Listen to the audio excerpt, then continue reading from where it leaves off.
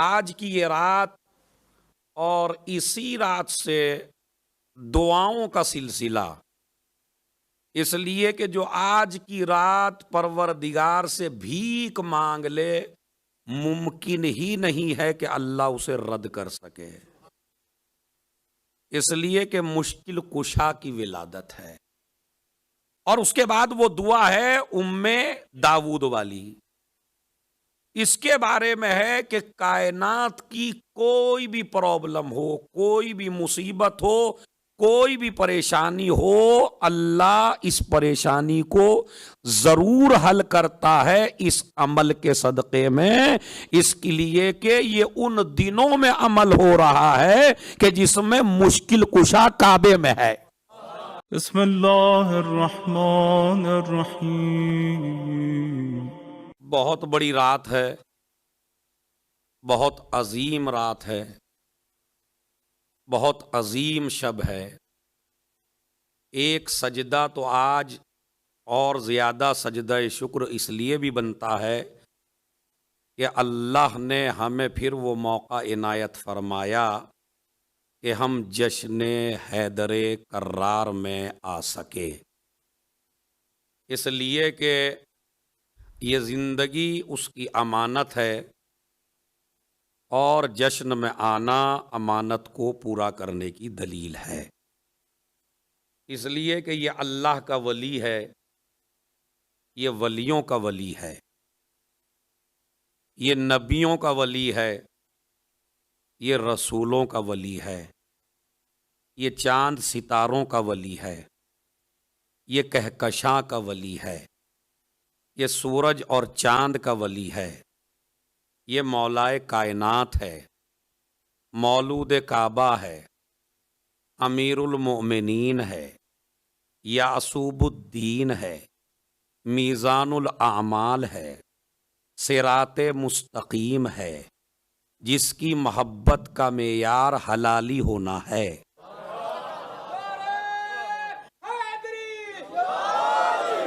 آج کی یہ رات اور اسی رات سے دعاؤں کا سلسلہ، اس لیے کہ جو آج کی رات پروردگار سے بھیک مانگ لے ممکن ہی نہیں ہے کہ اللہ اسے رد کر سکے، اس لیے کہ مشکل کشا کی ولادت ہے۔ اب اس عمل کی اہمیت میں بتاؤں کیا ہے وہ سنیے۔ پہلے تو یہ جو داؤد ہے، کہتے ہیں ماں کو، داؤد یعنی داؤد کی ماں، کہتے ہیں عربی میں ماں کو۔ اس بی بی کا نام یا تو حبیبہ تھا یا فاطمہ تھا، دو نام ہے اس کے، یا حبیبہ، یہ ہسٹری ہو سکتا ہے نہ سنی ہو ابھی تک اتنی تفصیل سے، حبیبہ یا فاطمہ اس خاتون کا نام تھا، اور یہ حسن مثنی کی زوجہ ہیں، سمجھ رہے آپ، یہ بی بی حسن مثنی کی زوجہ ہے، اور یہ جو داؤد ہے یہ حسن مثنی کا بیٹا ہے۔ اور اس کا قصہ یہ ہے کہ منصور دوانقی نے حسن مثنی کے بیٹے داؤد کو اہل بیت کی محبت اور اہل بیت کے خون اور اہل بیت کی ولایت کی وجہ سے اسے قید خانے میں ڈال دیا، اور کافی دن ہو گئے اس جوان کو قید خانے میں گرفتار ہوئے۔ ماں جو ہے یہ حبیبہ یا فاطمہ داؤد، یہ مرضعہ بھی ہے، مرضعہ یعنی دودھ پلانے والی ہے امام جعفر صادق علیہ السلام کو۔ اللہم صلی علی محمد و آل محمد۔ ہمیں اتنی اچھی ہسٹری میں پڑھ رہا ہوں تو صلوات بآواز بلند پڑھیے بھائی۔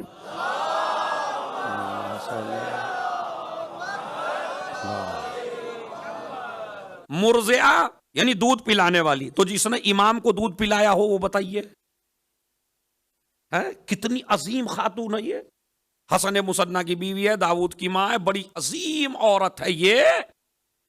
تو اب اس کے بیٹے کو قید کر لیا گیا اور کافی دن ہو گئے قید میں ہے، بیٹا اصحاب میں ہے، چھٹے امام کے اور پانچویں امام کے، اور بڑا پڑھا لکھا، بڑا فقیہ، بڑا عالم ہے، مگر اس کو قید میں ڈال دیا گیا ہے۔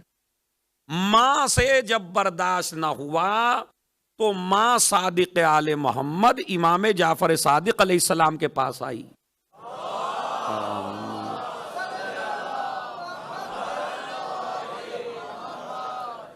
اور انہوں نے آ کے درخواست کی امام سے، مولا میرا بیٹا کافی عرصے سے قید میں ہے اور اب مجھ سے صبر نہیں ہوتا. چھٹے امام نے فرمایا ایک عمل کر لو. کہا کیا؟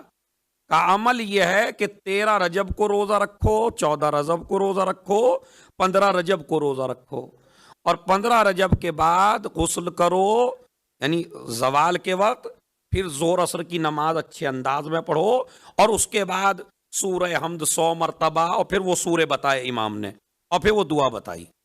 اور اس عمل کی برکت سے تمہارا بیٹا بہت جلدی رہا ہو جائے گا.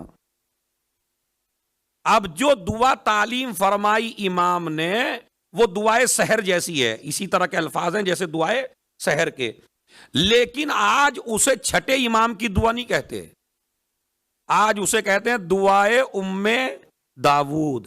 یہ آل محمد کے دینے کا انداز ہی الگ ہوتا ہے کہ جسے چیز دے دیتے ہیں اسی سے منسوب کر دیتے ہیں. دعائے کمیل صحیح ہے، دعائے مشلول تو ہیں امامت کی دعائیں، لیکن منسوب کر دی اسے جس کو دی گئی ہے. اب یہاں سے ذرا محفل کا انداز ذرا سنیے آپ. اب اس نے کہا ٹھیک ہے میں عمل کروں گی. عمل کیا اس نے.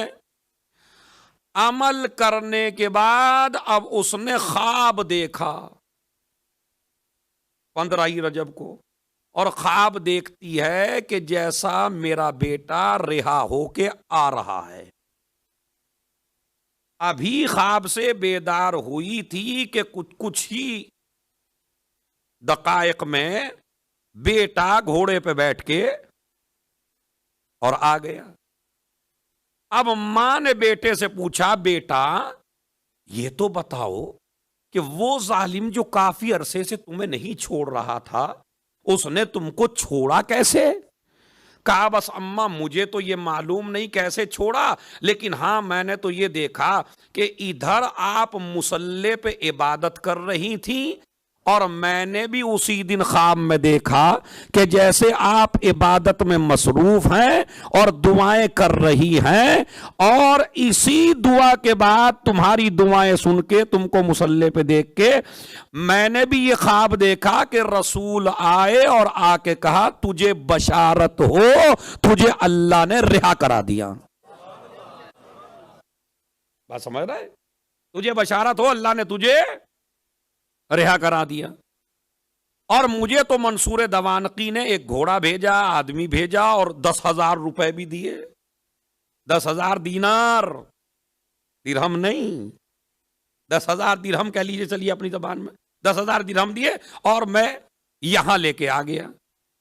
اب یہ شکریہ ادا کرنے کے لیے چھٹے امام کے پاس پہنچی اور کہنے لگی مولا آپ نے جو عمل بتایا تھا وہ تو اتنا فل پاور تھا کہ جیسے ہی آپ نے بتایا اور میں نے کیا میرا بیٹا تو گھر پہ آ گیا.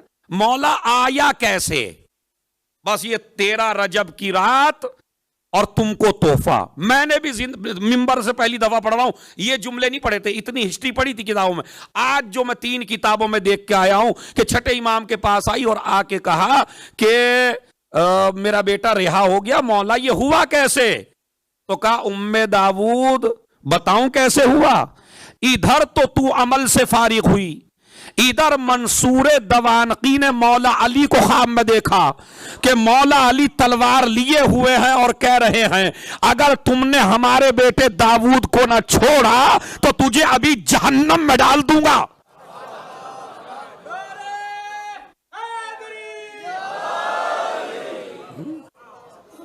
صلوات بھیجے محمد اور آل محمد.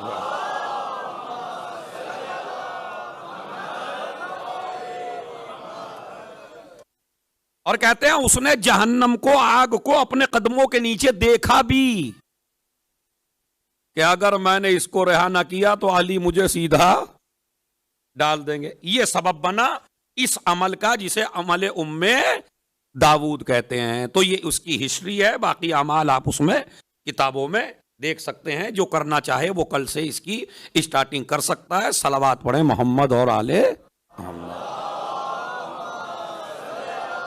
محمد. اور اب سنیے, اب حدیث سنیے. جو حدیث میں نے آپ حضرات کی خدمت میں پڑھی ہے اس حدیث کو سن لیجئے. اور یہ حدیث فریقین کی کتابوں میں موجود ہے, خالی شیعہ کتابوں میں موجود نہیں ہے, فریقین کی کتابوں میں موجود ہے.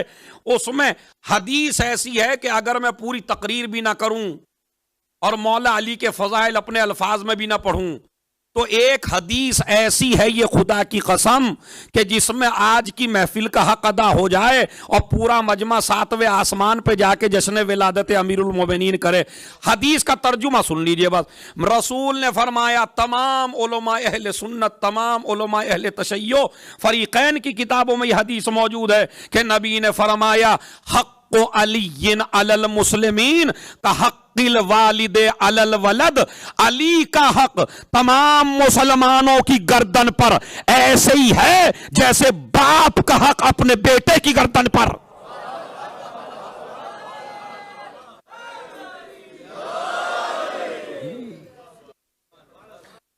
اب اس سے زیادہ کیا فضائل چاہتے ہیں آپ؟ مسلمانوں پر علی کا حق اسی طرح واجب ہے کہ جیسے باپ کا حق واجب ہے کس پر؟ اولاد پر. اب سارے مسئلے خود بخود کلیئر ہو جائیں گے. اگر کوئی آدمی یہ کہے میرا میرے باپ سے کوئی رابطہ نہیں ہے, سمجھ رہے, یا یہ کہے یہ میرا باپ ہی نہیں ہے, تو آپ اسے عزت کی نظر سے دیکھیں گے. اس لیے کہ دنیا میں آنے کے لیے باپ کا ہونا ضروری ہے. بغیر باپ کے دنیا میں کوئی انسان نہیں آتا. تو اگر باپ سے رشتہ توڑ لیا تو آنکھ کہلاؤ گے. آنکھ کی نہ نماز ہے, نہ روزہ ہے, نہ حج ہے, نہ زیارت ہے, نہ دنیا میں جتنی بھی عبادت ہیں, اگر باپ بیٹے کو آنکھ کر دے تو کوئی عبادت قابل قبول نہیں ہوتی. اب سنیے کتنے فضائل ہیں. علی کا حق تمام مسلمانوں کی گردن پہ ایسے ہی ہے جیسے باپ کا بچوں کے اوپر. باپ آنکھ کر دے تو کوئی عبادت قبول نہیں ہوتی. اگر کسی کو علی چھوڑ دے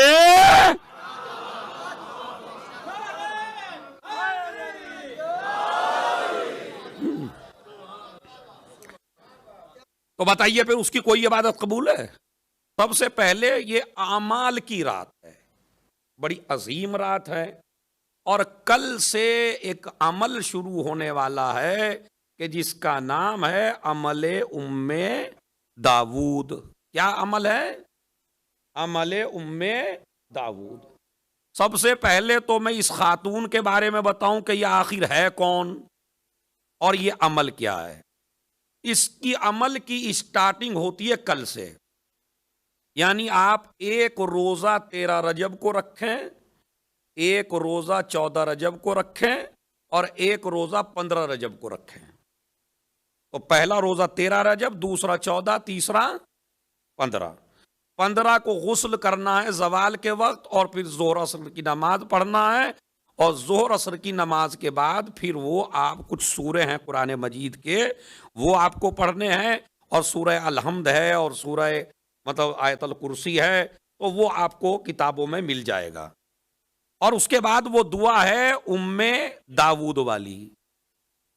اس کے بارے میں ہے کہ کائنات کی کوئی بھی پرابلم ہو, کوئی بھی مصیبت ہو, کوئی بھی پریشانی ہو, اللہ اس پریشانی کو ضرور حل کرتا ہے اس عمل کے صدقے میں. اس کے لیے کہ یہ ان دنوں میں عمل ہو رہا ہے کہ جس میں مشکل کشا کعبے میں ہے. ارے توجہ چاہتا ہوں بھائی میں. آج کی محفل سننے کا انداز بھی بدلا ہوا ہونا چاہیے آپ کا. میرا بھی پڑھنے کا انداز بدلے گا تو آپ کا بھی سننے کا انداز بدلے گا. تو امیر المومنین کعبے میں ہے اور یہ عمل آپ کر رہے ہیں 13 رجب سے.